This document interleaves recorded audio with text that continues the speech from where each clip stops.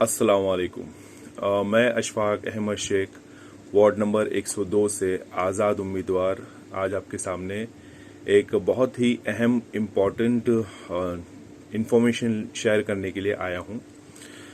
31 तारीख दिसंबर की 2025 को स्क्रूटिनी का दिन था, यानी जिन कैंडिडेट्स ने अपने नॉमिनेशन भरे उनके पेपर्स के अंदर अगर किसी को कोई डिस्क्रिपेंसी या कोई सवाल होते हैं तो वो आप आरओ से, यानी जो इलेक्शन ऑफिसर उस वक्त मौजूद होते हैं, उनसे कर सकते हो। उस वक्त मैंने ऑब्जेक्शन उठाया था राजा रहबर खान के खिलाफ, जिसके अंदर मैंने उनके अंदर कई सारी डिस्क्रिपेंसीज हाईलाइट किए थे।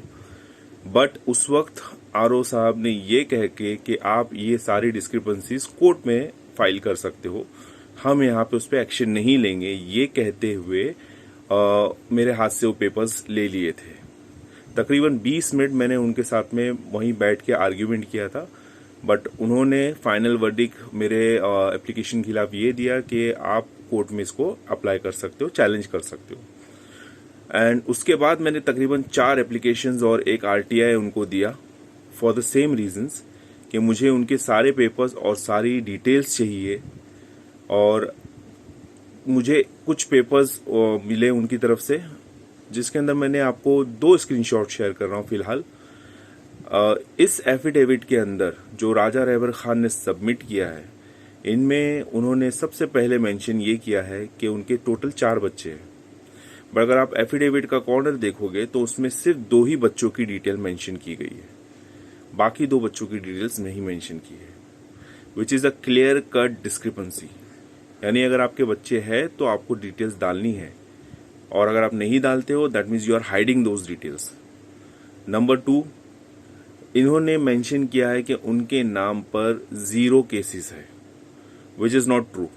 वी ऑल नो, सबको पता है कि उनके नाम पे फ्रॉड डॉक्यूमेंटेशंस का पेपर वर्क के अंदर और उनके नाम पे कुछ अलग केसेस भी है, which we don't want to share it over here right now. हम उसके ऊपर एक अलग तरीके से वीडियो अगर चाहिए तो मैं वो भी शेयर डॉक्यूमेंटेशन वो भी शेयर कर सकता हूँ, because I have those documents with me. तो ये दूसरा डिस्क्रिपेंसी है।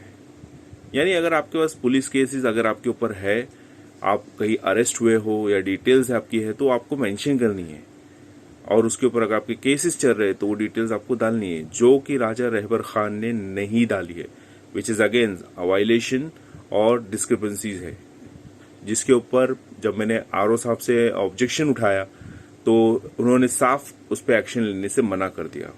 And I have no idea कि उन्होंने ऐसा क्यों किया। अगर उनका कोई पर्सनल इंटरेस्ट है या पर्सनल रीजंस है, सो मैं इस चीज को हमारे जो सुपीरियर्स है, इलेक्शन ऑफिसर्स है, उनसे पूछना चाहूंगा क्या ये डिस्क्रिपेंसीज नहीं है।